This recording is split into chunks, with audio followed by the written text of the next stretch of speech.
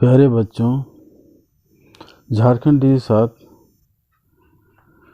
साप्ताहिक क्विज में आप सभी का स्वागत करता हूं। इस बार भी दिनांक 23/1/2021 को यानी शनिवार विद्यार्थियों के लिए ऑनलाइन साप्ताहिक क्विज का आयोजन किया गया।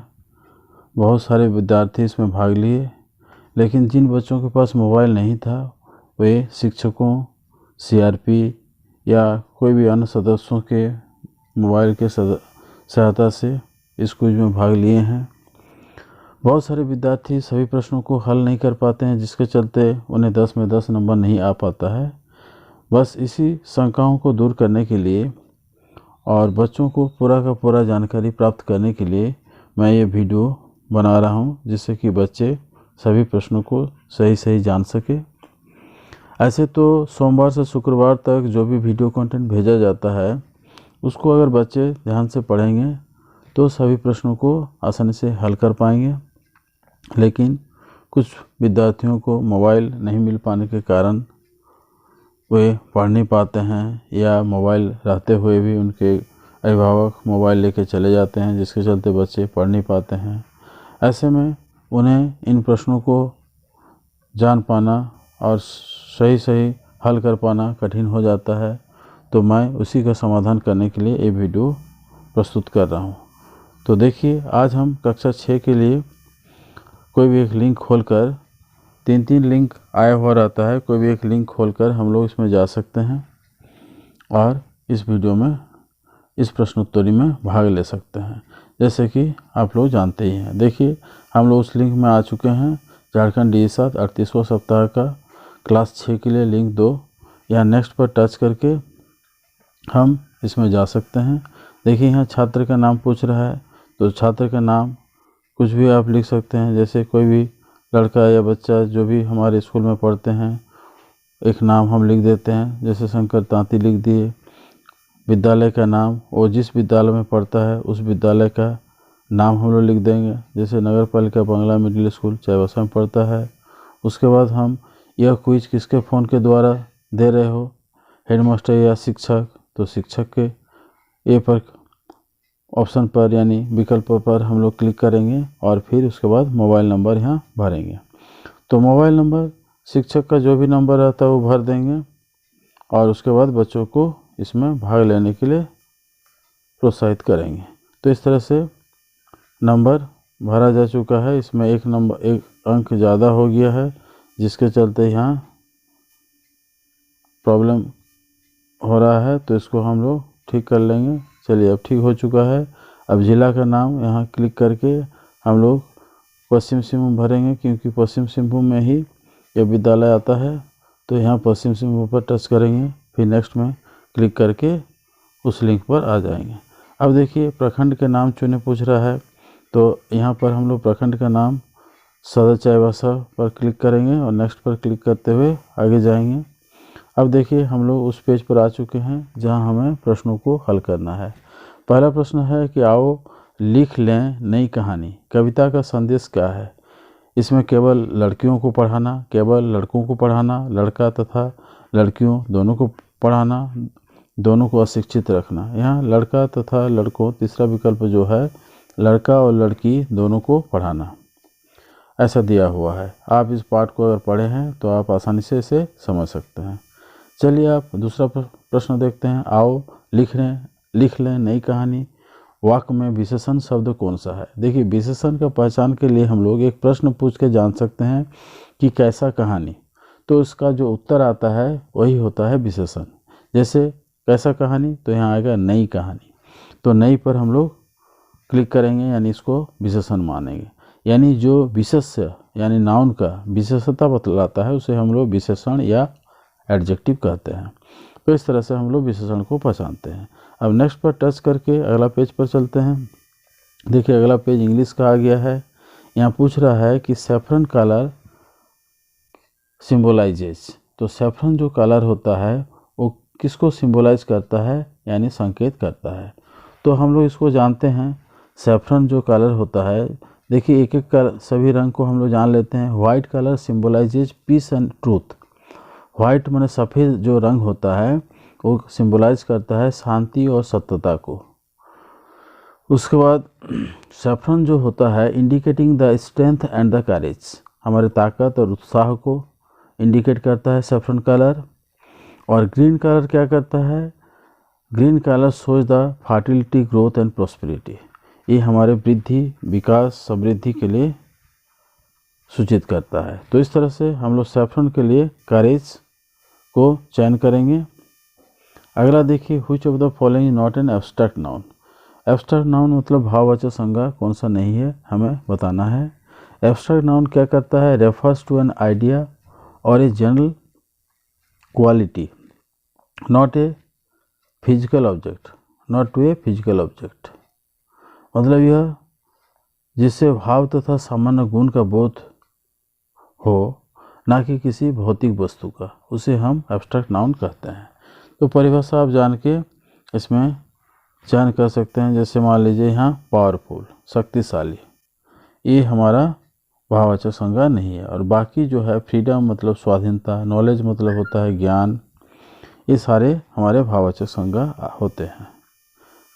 तो इस तरह से हम लोग पावरफुल को कल्चर, संस्कृति, तो हम लोग पावरफुल को क्लिक कर लिए। अब नेक्स्ट पर क्लिक करके अगला पेज पर जाते हैं। देखिए यहाँ मैथ्स का प्रश्न आ चुका है। अब हमें मैथ्स का प्रश्नों को हल करना है। 5a किसके बराबर होता है, 5a का मतलब होता है 5 गुना a, तो ये हमारा चौथा विकल्प जो है वो सही होगा। इस पर हम लोग क्लिक करेंगे, फिर अगला पेज पर जाते हैं। देखिए इस पेज में क्या पूछ रहा है, संख्या x के दोगुने से, एक संख्या x है, इसका दोगुना में 2x हो जाएगा, से 6 अधिक यानी +6 करेंगे तो 6 अधिक हो गया। तो देखिए कौन सा विकल्प में है, तीसरा विकल्प में है, तो हम लोग इसको क्लिक कर लेंगे। अब नेक्स्ट में जाते हैं। नेक्स्ट में देखिए साइंस, विज्ञान, तो इसमें कौन सा प्रश्न हम लोग, जड़ का मुख्य कार्य क्या होता है। जड़ यानी जो पौधे के निचले हिस्से में रहता है, जो मिट्टी के नीचे रहता है, उसको हम लोग जड़ कहते हैं। ये क्या करता है, ये जल को अवशोषित करता है और खनिज लवण को भी लेता है भोजन बनाने के लिए। लेकिन प्रकाश संश्लेषण जो होता है ये पत्ता द्वारा होता है, शोषण भी पत्ता द्वारा होता है और भोजन निर्माण भी पत्ता द्वारा होता है। यानी जड़ का कार्य पूछ रहा है तो हम लोग इसको जल अवशोषण के लिए होता है, उसको लेंगे।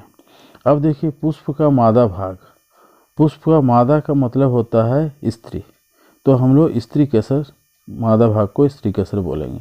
पंखुड़ी, बाह्य दल, ये सब क्या है, पुष्प का अंग है, लेकिन यहाँ मादा अंग पूछ रहा है, मादा भाग पूछ रहा है, इसलिए हम लोग स्त्री केसर यानी इसको हम लोग मादा बोलते हैं। तो इस पर क्लिक करेंगे। अब नेक्स्ट पर क्लिक करके अगला पेज में, अच्छा जल अवशोषण यहाँ जो छूट गया था, अब हम लोग देखिए, अब हम लोग नेक्स्ट पेज में जाते हैं, नेक्स्ट पर टच करेंगे, अगला पेज पर आ गए। यहाँ पर देखिए सोशल साइंस यानी सामाजिक विज्ञान, अब हम लोग इसको देखेंगे।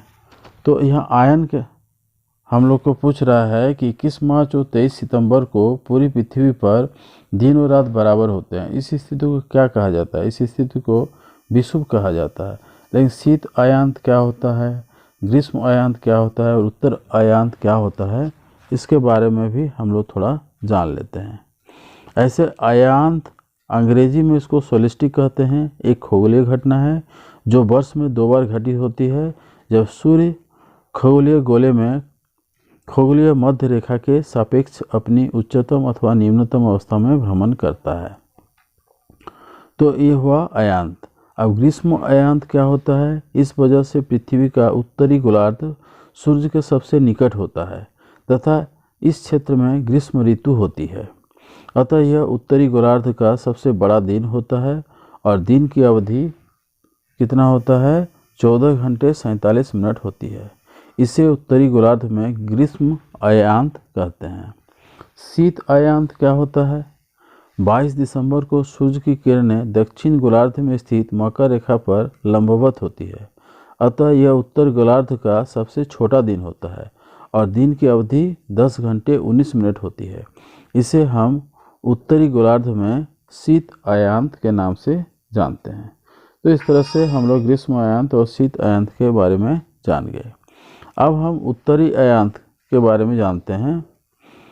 उत्तरी अयांत क्या है, दक्षिण गोलार्ध में जो शीत अयांत होता है शीत अयांत मतलब दक्षिण गोलार्ध में शीत अयांत को हम लोग क्या बोलते हैं? उत्तरी अयांत बोलते हैं। तो हमारा इसमें जो विकल्प है विषुव, ये सही होगा क्योंकि यहाँ दिन और रात बराबर होता है। और बाकी 3 अयांत के बारे में हम लोग जान गए।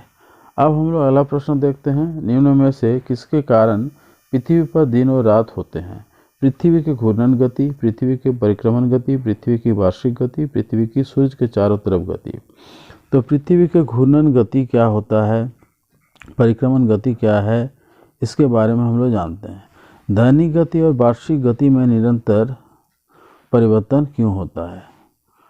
तो हम लोग परिक्रमण गति के बारे में जानते हैं। पृथ्वी अपने अक्ष पर घूमने के साथ साथ सूर्य के चारों ओर एक अंडाकार मार्ग पर 365 दिन तथा 6 घंटे में एक चक्कर पूरा करती है। पृथ्वी के इस अंडाकार मार्ग को भूकक्षा कहते हैं। पृथ्वी की इस गति को हम लोग परिक्रमण या वार्षिक गति कहते हैं। परिक्रमण गति या वार्षिक गति कहते हैं। अच्छा, अब हम लोग देखते हैं घूर्णन गति क्या है। घूर्णन को दैनिक गति भी कहते हैं, जबकि परिक्रमण को रिवोल्यूशन यानी वार्षिक गति कहते हैं। पृथ्वी अपने अक्ष पर पश्चिम से पूरब की ओर घूमती रहती है, जिसे पृथ्वी की दैनिक गति कहते हैं। एक घूर्णन पूरा करने में पृथ्वी को 23 घंटे 56 मिनट और 4.09 सेकंड का समय लगता है। यानी घूर्णन करने से दिन और रात होता है। तो इस तरह से हम पृथ्वी की घूर्णन गति के बारे में जान गए। अब नेक्स्ट पर क्लिक करके अगला प्रश्न देखते हैं। अगला प्रश्न क्या है? चलिए, हम लोग पूरा कर लिए हैं। अब सबमिट करते हैं और देखते हैं हम लोग कितने प्रश्नों को हल कर पाए सही। तो इसका हम लोग को स्कोर मिल जाएगा। देखिए, सारे प्रश्न हम लोग सही हल कर लिए हैं। 10 में 10 आया। तो बच्चों, आप इस वीडियो को देख के समझें और सप्ताह में जो भी कंटेंट आता है उसे पढ़ें, तो आपको भी 10 में 10 नंबर आसानी से मिल सकता है। आप इस तरह से तैयार करते रहें। यहीं समाप्त करते हैं। धन्यवाद।